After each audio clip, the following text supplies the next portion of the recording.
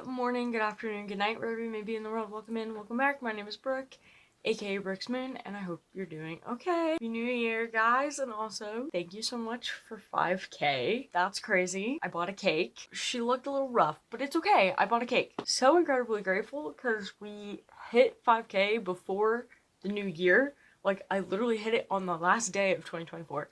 Which is absolutely insane. I greatly appreciated it, and I love each and every one of you. A lot of really cool stuff is coming this year. I'm very excited for some of the content that I have planned and some of the things that I want to do. Last year was only the beginning, and there's more to come, including this video that we're doing today. So last year, I wanted to watch 30 movies. That was my goal for the year. I ended up watching 34, which is really great. And so I wanted to do a tier list of all of those movies that I've seen last year, and I refused to do this video while 2024 was still going on because I'm one of those weirdos that won't like do recaps of things until they're like until the year's actually over, because I did see a few movies within the last week of the year. Wanted to make sure those were included in the recap video. It's not as many as I wanted it to be. I did get the AMC A-listers last year, so I did go to the movies a lot. Really enjoy going to the movies. I enjoy going to the movies by myself, and there's nothing better than like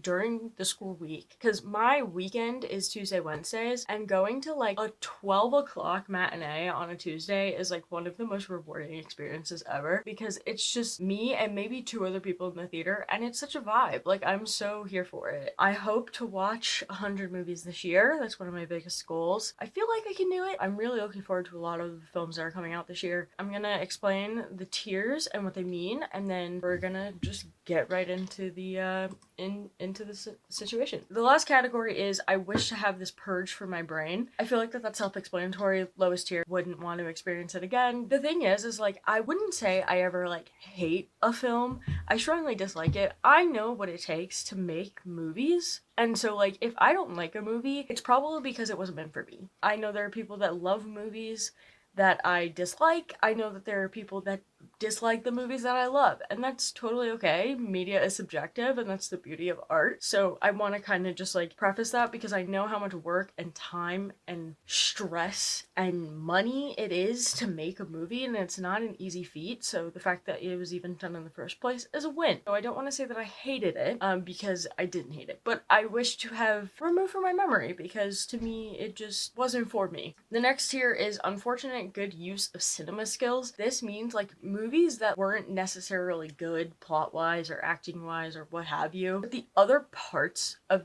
cinema that were used was pretty good, like cinematography, the casting, sometimes your locations, your set design, things like that are still absolutely phenomenal, but the story was like meh. The next one is kind of similar, but also not. No plot, all vibes. That's not to say that there isn't a plot in the movie. There is always a plot to a film 9 times out of 10. And I just mean this is like fun, silly movie. Was it the most amazing thing ever made? No, but I still had a good time watching it, and that's really all that matters, you know? Next one is enjoyed having the experience. It wasn't one that I loved, but I did really like it, and I'm glad that I watched it. That's the kind of vibe for this tier. Next one would be loved and would rewatch again. Loved it, but it wasn't a 5-star for me. Like, would see it again if I couldn't find something else to watch and wanted to just like rewatch something. The last category is 5 stars, no notes, cannot stop thinking about it since seeing it. I feel like that is pretty self-explanatory. So we're just gonna get right into this, and I'm sorry if my opinions upset you. They're my opinions and you're allowed to have yours. Okay, first one up is Monkey Man, directed by Dev Patel, and I am immediately putting this at 5 stars, no notes, cannot stop thinking about it. I saw this in the theater, and it was one of the best experiences that I've had seeing a movie in theaters.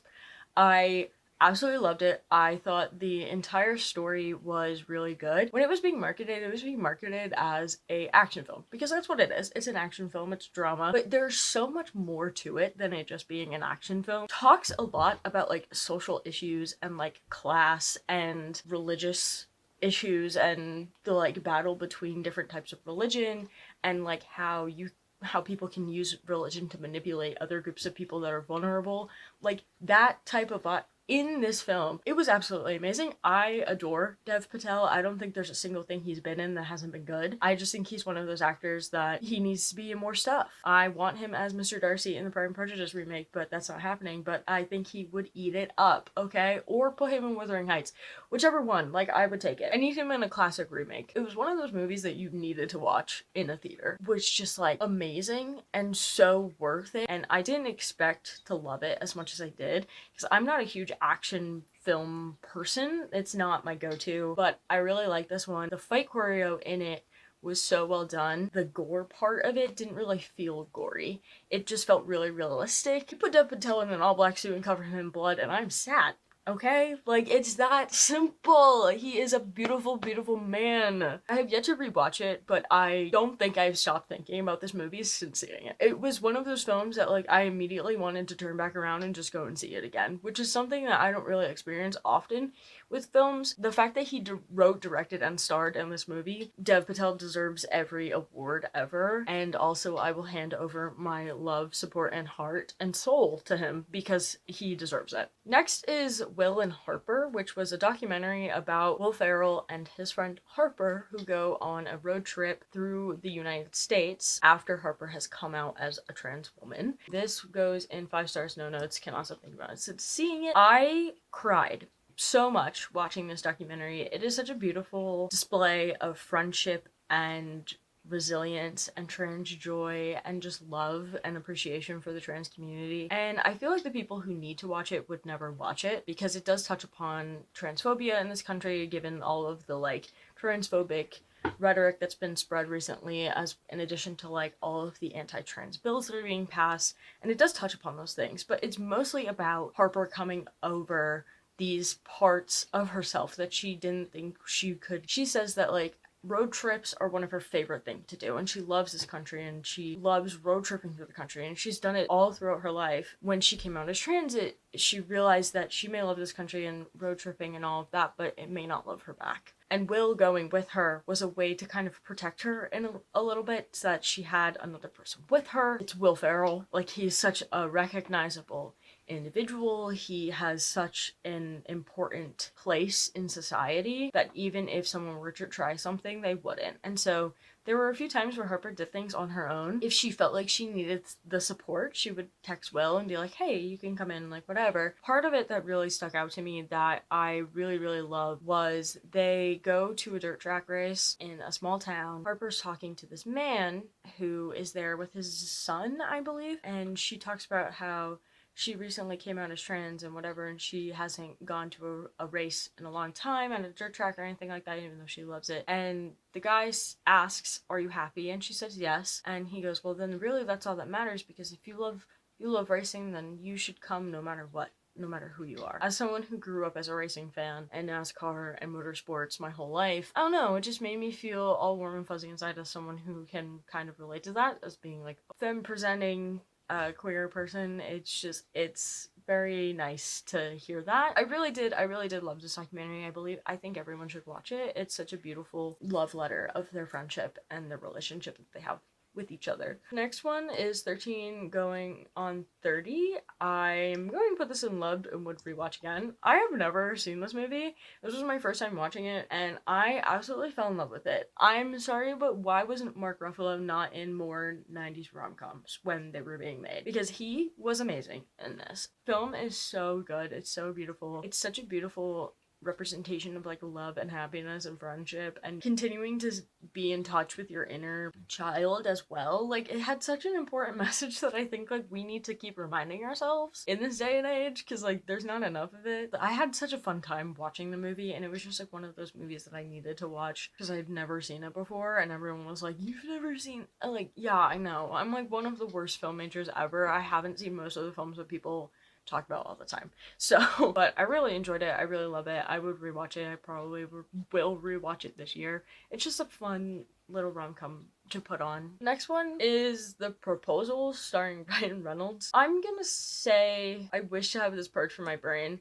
I didn't hate this film. Like I said, I don't like hate any films. It was just like one of those concepts where it's been done so many times, and then there's a really weird scene of Betty White doing cultural appropriation. I don't think I was missing anything if I didn't watch this. It didn't do anything for me. Ryan Reynolds, to me, plays himself in every single movie that he's in. It was just him playing himself in a different situation. I don't know. It was just one of those films where I was like, okay. It didn't really add anything to the experience for me, but when I did see Deadpool and Wolverine and he brought up The Proposal, I did laugh really hard because I was like, that's crazy. I'll get to Deadpool and Wolverine later and my own opinions on that. Next is the Menendez brothers documentary, and I'm gonna put this as enjoyed having the experience. I did not watch the series by Ryan Murphy. I don't like Ryan Murphy. I think he's a weirdo. Absolutely despise fictional retellings of true crime events. I think it's absolutely disgusting to do because these are real people. These are real victims that have gone through this situation. And so most of the time I will only watch true crime documentaries. I think when documentaries are done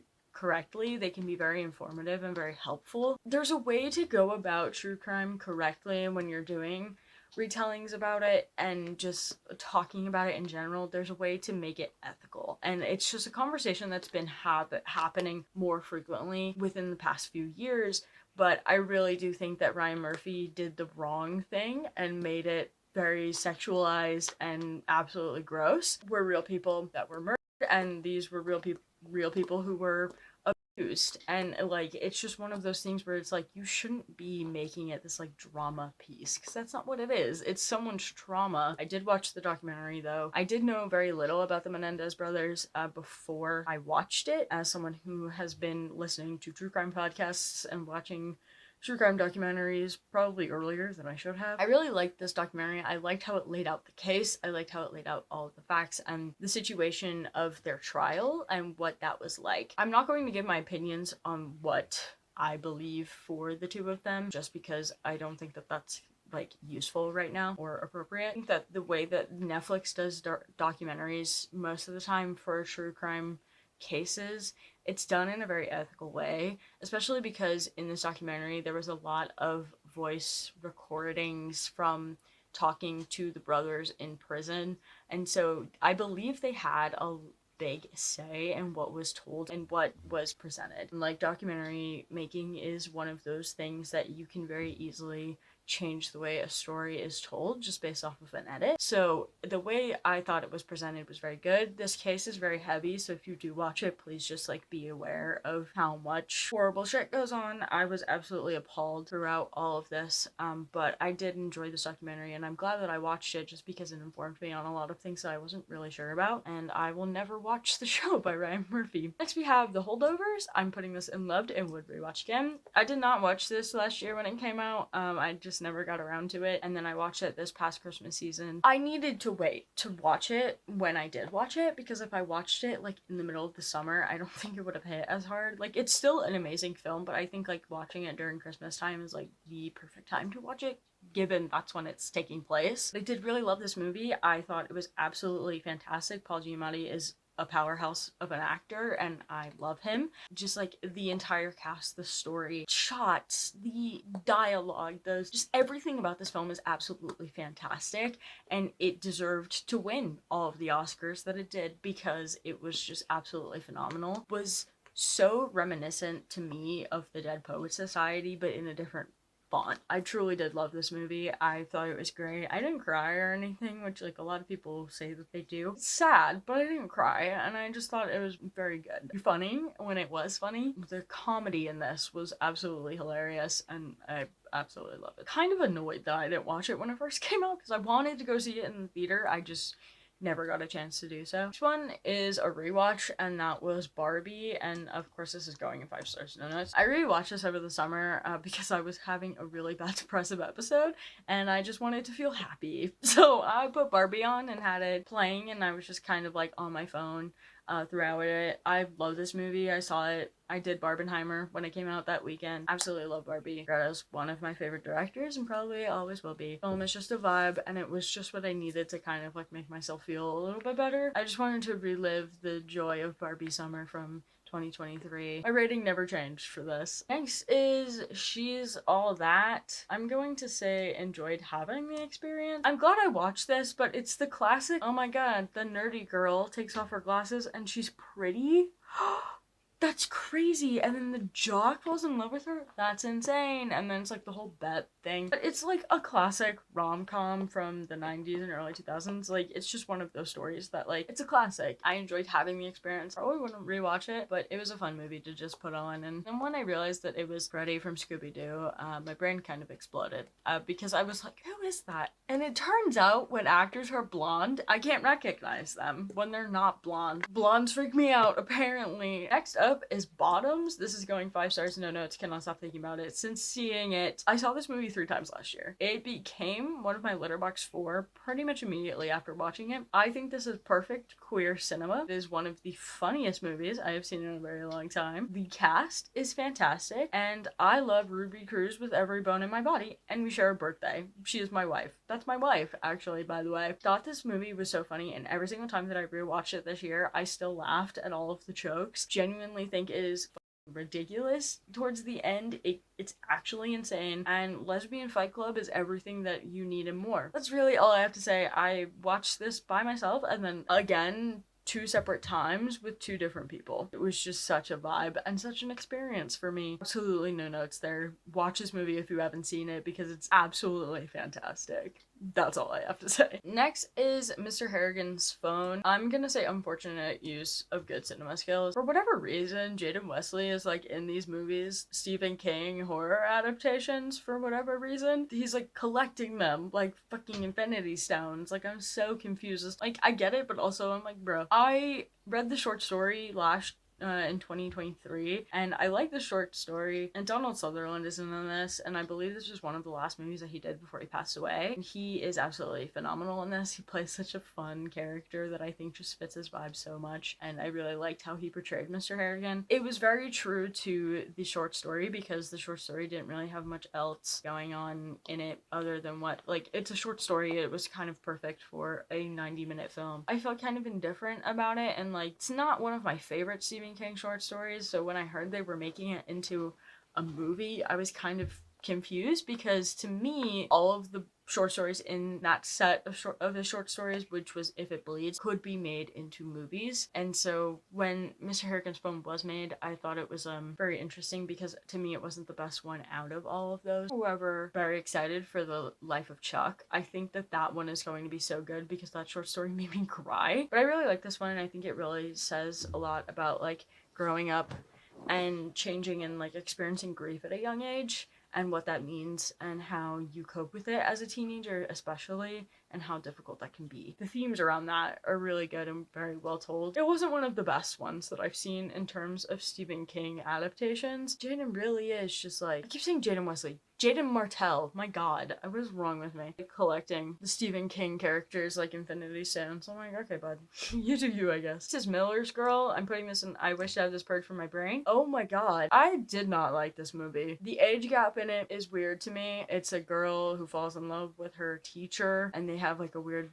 connection and vibe, and like, yeah, she's 18, but it's still strange because he's like in his 50s. The casting in this was great. Why Martin Freeman and Jenna Ortega were in it, I don't know, because the dialogue was a lot. It felt very much like a play. However, the set deck in it was crazy, and Jenna and Martin Freeman are very talented people. I just think that this story and the concept of it was icky to me. I'm not a huge fan on age gaps and did not really like this movie at all. It made me very uncomfortable, but Jenna Ortega is a beautiful individual, and I watched it solely because she's in it. I wish I never watched this movie because I hated the way I was feeling while I was watching it. Just, it wasn't it for me. But next is The Watchers. This is also going to I wish to have this put for my brain. Thought this was a very interesting way to do this movie. I didn't hate it. It's just one that, again, I don't think I gained anything by watching it. It was M. Night Shyamalan's daughter's directorial debut, and it is very obvious that like she is his daughter because of the just like plot twists at the end, storyline, and the camera work, and just like everything about it is like so Shyamalan. It's kind of crazy. I'm not a huge fan of M. Night Shyamalan. I've never really liked his movies. They're just not my vibe. This was a very interesting experience to have, and it just wasn't for me. It was telling of like Irish folklore that was done in a very strange way, in my opinion, and the ending was just absolutely insane, and I didn't know how to feel once I finished it. Like, I was just like, okay. Got it, I guess.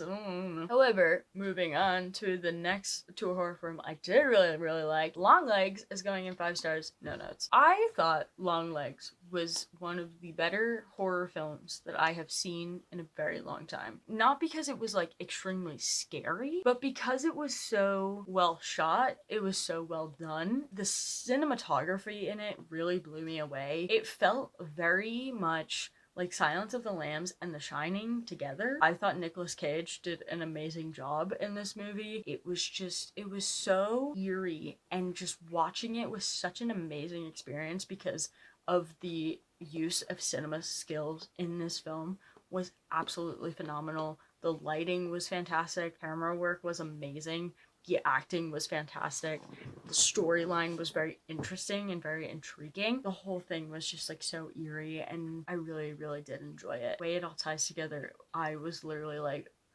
what are you talking about? It was probably one of the better horror movies I've seen in a very long time. Up is Turtles All the Way Down. This is going and loved and would rewatch again. I really love this book by John Green. It was one of my favorite books of 2023. I absolutely adore this conversation about OCD and anxiety and what it means to have spiraling thoughts. And when I was reading the book, I didn't picture how it could be possible to do it in a movie, but I think that it was done very well. I'm usually not a fan of them using voiceovers in films, but it felt absolutely necessary for them to do so, just because the entire book really is focused on Aza's spiraling thoughts in her head. I just thought it was really good. It's cheesy. It's a cheesy coming of age, like teenage movie, the way that a lot of John Green's film adaptations are. However, that didn't make it bad. The story means a lot to me personally, so like the adaptation of it I thought was done really well.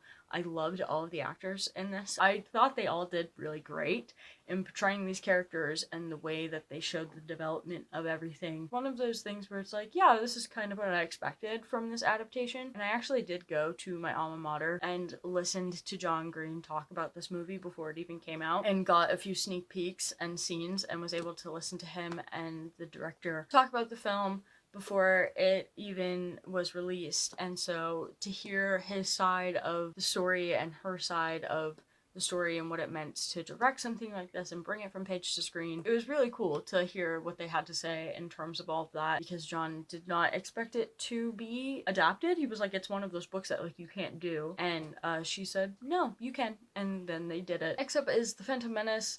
I actually went and saw this in theaters for the anniversary because they re-released it for May 4th, and obviously it's going and loved and would rewatch again. I've seen this movie so many times. It was really great to experience it in the theater though. I love that I was able to like re-experience this film in the theater, because of course I didn't see it in the theater when it first came out because I wasn't born. Being able to even do that was really fun, and it was a great way to spend my May 4th because I went with one of my friends and we had a great time, and it was so fun to see on a big screen. I enjoyed having that experience because I love Star Wars. Next up is Fight Club. I'm gonna put enjoyed having the experience. I had not seen this movie until this year. When my sister and I watched it, I was having an anxiety attack, and this only made my anxiety worse. But I liked the film. I knew what the premise of it was, so like the plot twist at the end didn't really surprise me, but it's just one of those films that's like absolutely ridiculous. You need to watch it at least once. It's one of my sister's favorite movies. I may watch it again when I'm in a better headspace, but I did enjoy watching it with my sister just because it is one of her favorite movies, and like the fight choreo and the dialogue and everything in it is like absolutely insane. So, and the cast fantastic, beautiful, amazing. Love each and every one of them so very much. I do want to read the book though, because it was based off of a book. My sister read it and said it's just as weird as the movie is, so I'm pretty excited to experience what that is like. The next one is Sweethearts, and I'm gonna put this in no plot, all vibes. And the reason I said that is because I only watched this because of the cast, and it does have a plot. The plot is very clear, but it's very much like two friends want to break up with their current partners, but they don't have the guts to do so, and they need to do it in person because I know they can't do it over the phone or through a text. And they've been friends forever. It was marketed as a rom-com, but it wasn't a rom-com. But I did have a fun time watching this film. Caleb is in it, and his storyline was so good. Like, he was the saving grace of this film. He was the comedy relief. He did an amazing job. I love Kiernan Shipka. She is one of my favorite actresses. I love Chilling Adventures of Sabrina, so like I absolutely adore her. Seeing her in this, I really loved for her. It was just like the vibes were there, and I enjoyed it for the vibes. The plot could have been better, could have ended differently, that would have made me feel better, because like it was rom-com with no rom part. It was just really a comedy. It was loosely disguised as a rom-com. One of those films that I just enjoyed watching, but like might not watch again ever. Next up is Twisters. I'm putting this in enjoyed having the experience. I saw this in the theater and it was really great. I'm kind of mad I didn't go see it in 4DX because I feel like that would have been a lot of fun. But I did have a fun time seeing this movie. I really liked it. I thought Daisy Edgar Jones did an amazing job, and this actually got me to stop being a Glenn Powell hater because I couldn't stand him for the longest time because he was in everything. I saw this and I was like, never mind. I actually can see why people really like it. I don't like Anthony Ramos though because he's a cheater. But I really like this movie, and I'm pissed that they cut the romance aspect out of this fucking film. The ending to me would have been so much better, but like I get why they did, because it was a story about her overcoming all of this stuff and Kate overcoming her trauma.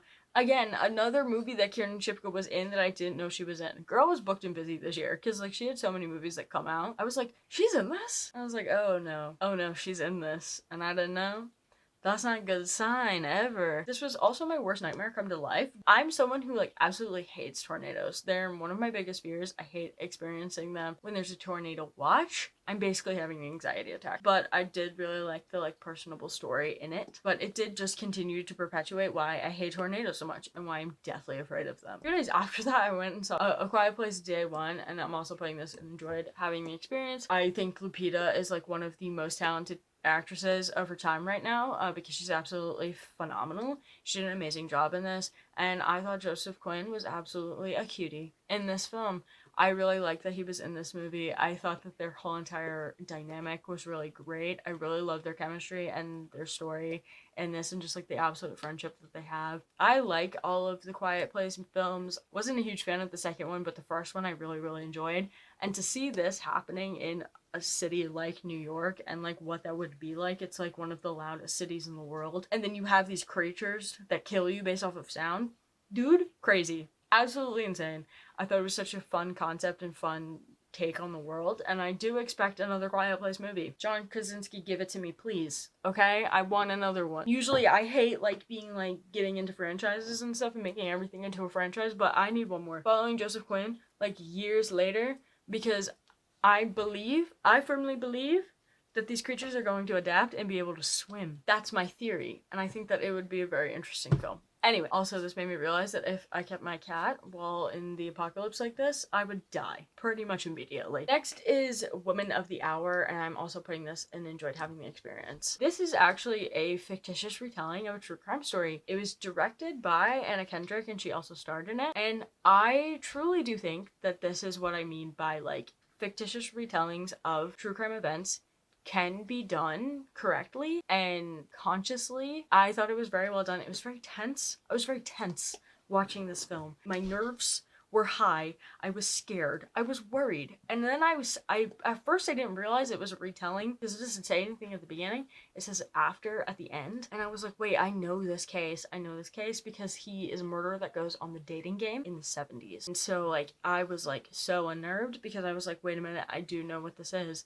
And then I looked it up and I was like, right. This is true. Also, the like graphic parts of women being killed, and this is not really seen or focused on, which I really liked. that she didn't use the trauma of women to truly tell the story and it to be that shock factor. I thought she did a very amazing job at doing this, and I'm very glad that she did it. I don't know why so many people hate Anna Kendrick, because I love her. I really do. She's just like one of those actresses that like I adore, and I will see stuff that she's in because she is a really great actress, and I thought she did a fantastic job on this. I'm glad that I watched it, because when I went into it, I didn't know it was a fictitious retelling of a true crime story. And if I did know that going into it, I probably wouldn't have watched it, but I am glad that I did. Next is Talladega Nights. This is also going in No Plot, All Vibes. Talladega Nights is one of those classic NASCAR films that every NASCAR fan knows about, and I had never seen it until this year. Ricky Bobby is an iconic character. This is a queer movie. Like, you can't tell me it's not. It is. This is a gay film.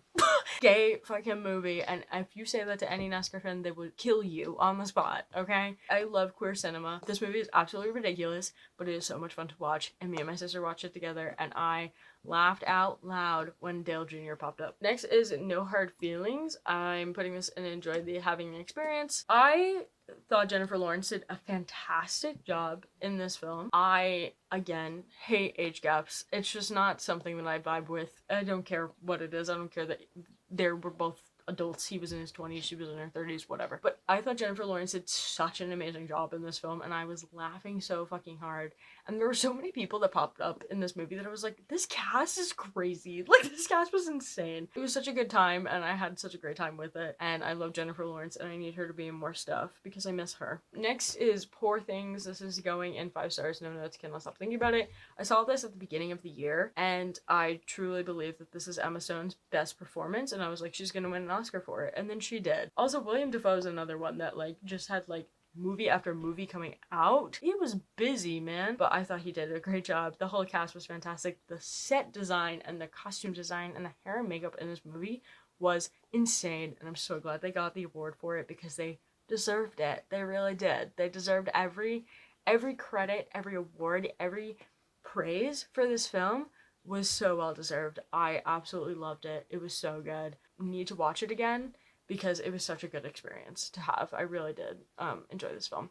It's also based off of a book, and I really want to read the book and see what it was like. Next is Saturday Night. I'm going to put this in enjoyed having the experience. I thought that this movie was very silly. I thought it was very funny. I loved the cast in it. I just think that there were some things that weren't done completely well. Like, a lot of the portrayals of the women who made up the beginnings of SNL were not portrayed very great, and that made me very upset because they were such important parts of SNL history. To have them be kind of just like background characters there to like lift up the men, it really just like irked my soul. SNL and like late night television at NBC hold such a special place in my heart.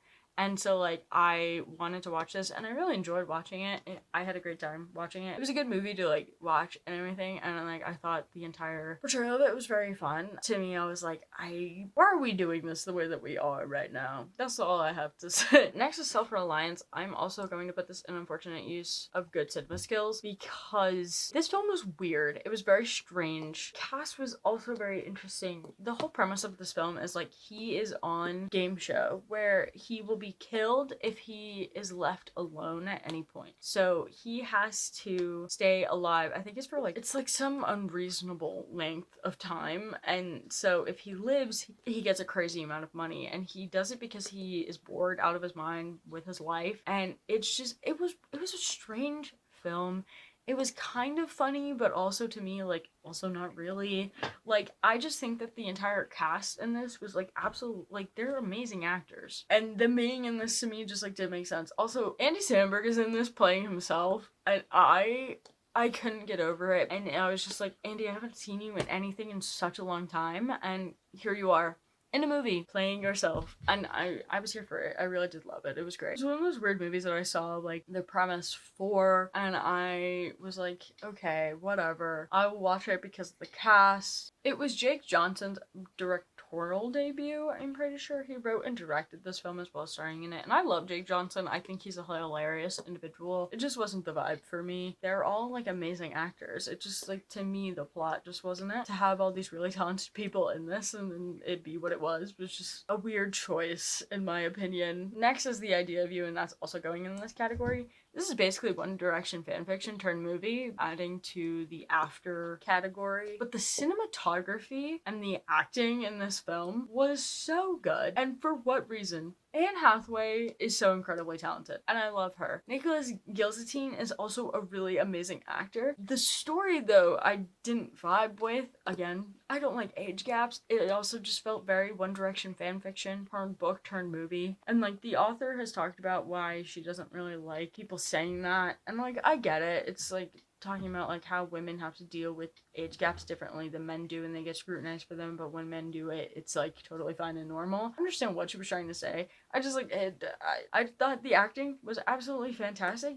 They did amazing in these roles, and their chemistry was so good. And also, the camera work and the editing in this film was crazy. Also, the music that they wrote for the boy band in this slapped. I was like, I need all of the songs, actually. Please, hand them over, because I was like, I'm vibing.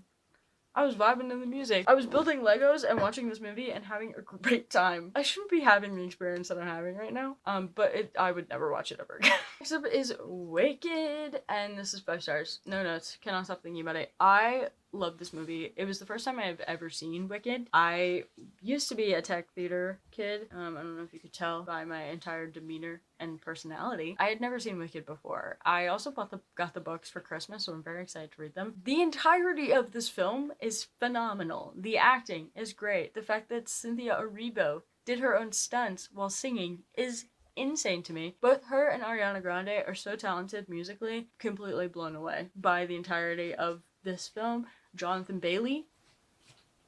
Enough said there. Cannot wait until part 2. I'm very excited for it to come out next year. Or this year. This year or next year? I don't even know. Next year? This year. This year. No, 2026.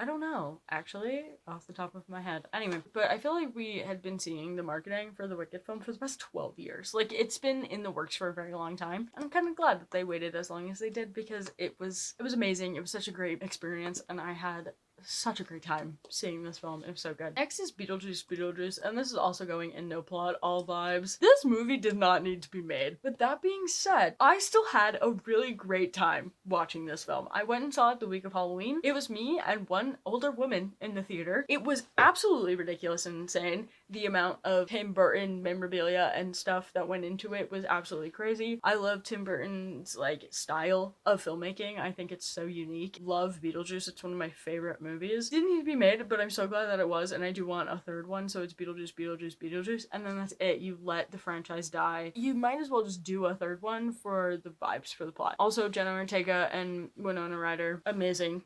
Their chemistry, fantastic. I love both of them so much. Michael Keaton is Michael Keaton, so he eats as Beetlejuice every time, and this was just so fun. I didn't know what was going on half the time. Also, William Dafoe is in this one as well.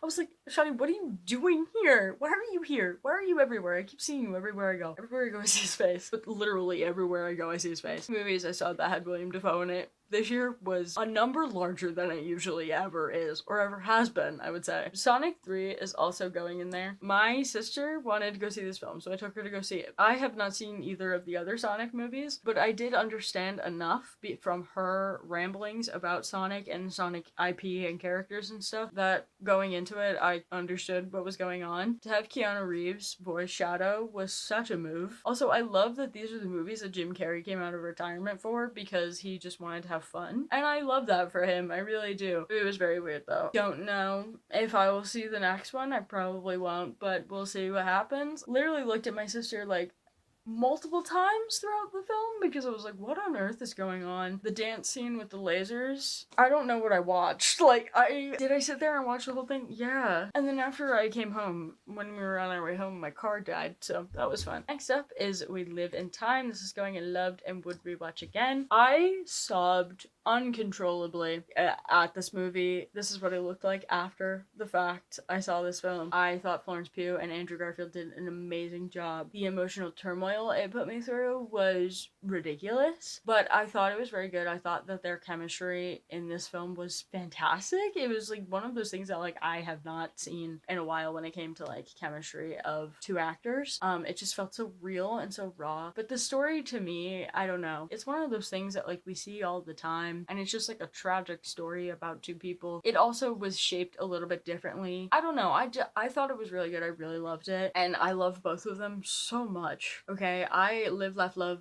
would die for Andrew Garfield. Like, he is a beautiful man. I adore him. Okay? Please prepare to cry. That's all I have to say when you see this film. And I have not been able to crack eggs and not think about this movie since. So there's that as well. Deadpool and Wolverine, and I'm also going to put this in no plot, all vibes. I don't know how to feel about this film, really. I enjoyed watching it, but I was very silly. I think Hugh Jackman is great. I've never been a huge Deadpool fan. I liked the last Deadpool movie better than this one. I don't know. It didn't hit completely for me. Like, I had a fun time. Would I watch it again? Probably not. Really truly fallen out of love with Marvel films as of late, and just like Marvel as a whole. The only ones that I've really enjoyed watching, going to go see them, has been the Spider-Man films. I'm struggling to really just like be interested in any of the movies that they've done. It's just like anything that they do, I'm not here for. I don't really care. I don't really get that excited over Marvel movies anymore.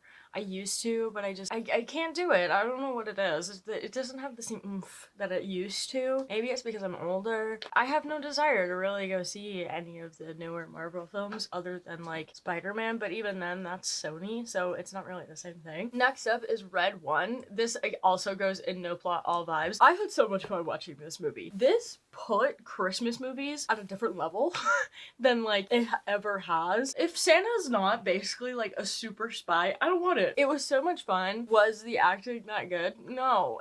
But it was such a vibe. Like, it was such a fun movie to watch. I had no idea Nick Kroll was in it, so that was a very fun, pleasant surprise. Kiernan was in this one. She was like 0 for 3 for being in films for me this year. Oh, and she was in Long Legs. So that's 4. That's 4 movies Kiernan Shipka was in that I saw this year, which is insane. I absolutely adore her. So I really vibed with Red One. It was a lot of fun. They were actually filming it in Atlanta, not too far from where I was working at the time, and Kiernan Shipka actually was staying at a hotel right next to my job, and she came in multiple times to get coffee, and I was able to talk to her a few times, and she is a very, very sweet person. I loved her in it, and I thought she did such a great job. I had a great time watching her in this film. Next is Inside Out 2. I'm putting this in loved and would watch it, rewatch again. I really love the depiction of anxiety in this and what it feels like to be diagnosed with anxiety when you're a teenager, as someone who has gone through that experience before. A cute Pixar film. Inside Out is one of those IPs that Pixar has that like they really truly explored the universe that they built within this film, these characters, and so like I really enjoyed like being there and with Riley during this time, and it was fun. It was cute. I do wish it was like canonically gay though, because that would have been great. Like, it was silly. I really enjoyed it. Last but certainly not least is Challengers. 5 stars, no notes. Work, and the way that he makes films is so good. Every single one of his movies that I have watched, I've thoroughly enjoyed. Zendaya 8 in this. She did so good. The cast was fantastic. I absolutely loved them in it. 100% worth every second to go see it. Bisexual sports films are so back. But the last scene of this film, I saw so many people talking about how like it was the best last 10 minutes of a movie that they have ever watched in their life. And I was like, that's a pretty bold take to have. But then seeing this movie and watching that last like 25 minutes, it's insane. It was so well shot. It was so well edited. I was at the edge of my seat at the end of the movie because I was just so invested. The subtle messaging that was being put across and the emotion and everything was just absolutely crazy. I really, really enjoyed it. Probably is the best last 10 minutes of a movie I've ever watched in my life because it was phenomenal. It would have been so much better if they kissed though. Like at the end, like that's the last shot. Like they just kiss and it's okay. So yeah, this is everything that I watched in 2024. I am hoping to get through 100 this year. We'll see what happens. Started off really strong this year with Nosferatu, so hoping it's going to be good from here on out. That is everything for me. I might do a tier list of all the books that I've read this year. I'm not really sure yet. I'm kind of on the fence about that. So if you guys would like me to do a tier list of all of the books I read this year, please let me know, because I did stop doing recaps at a certain point last year just because I didn't have time to film them or edit them or anything. So another video hopefully coming at the end of this month. I'm really looking forward to that one. It's a big one, so please be prepared for a really long video essay of me yapping like always. That's pretty much it. Thank you again so much for 5,000 subs before the end of the year. The goal this year, and while it is very ambitious, is 50,000, and I feel like we can get there. I feel like I can do it because I didn't expect to hit 5K at the end of last year. So I think we can multiply that by 10. Like, it's okay. Like, it's possible. It's possible. We'll do it. It's okay. We got it. The goals this year are watch 100 movies, read 100 books, hit 50,000 subs, and I think that's doable. Being ambitious. We're coming into 2025 with ambition, okay? With ambitions and goals, and we're gonna go at it. We're gonna be consistent. We're gonna do the thing. If you choose to find me elsewhere, all of my social media links are down below, along with some other resources for you guys. And as always, do something nice for yourself today. Remember you are loved, especially by me, and I will see you guys in the next one. Bye!